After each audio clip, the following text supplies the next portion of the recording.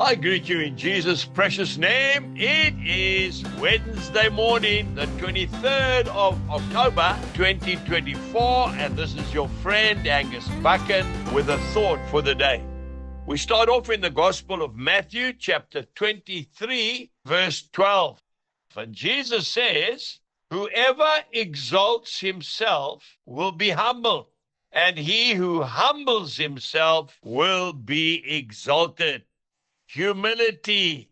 The Oxford Dictionary defines humility as a humble view of one's own importance. Whoever humbles himself shall be raised to honor.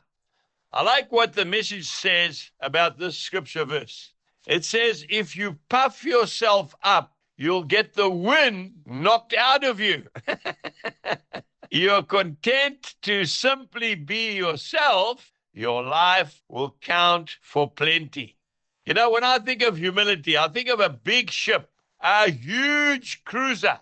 These massive ships that are about 6 or 7 decks high, they almost look top heavy. And thousands of people go on holiday on those massive ships. But you know, there's a little part of that ship called the rudder.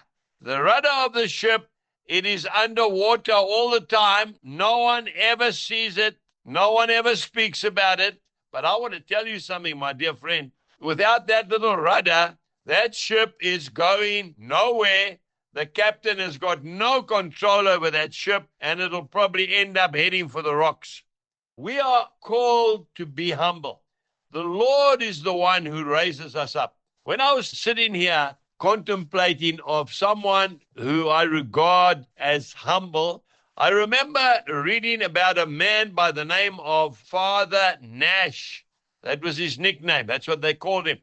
Now, we've all heard of the great revivalist Charles Finney, but not many people have heard of Father Nash.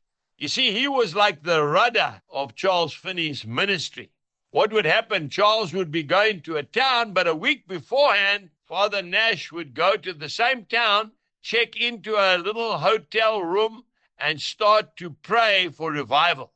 And he would pray for a solid week. They said he prayed so loud they could hear him down the street.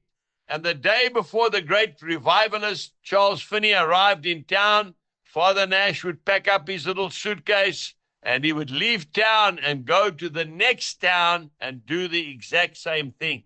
A humble man indeed, but I think when we get to heaven, we will realize just how much work Father Nash had done.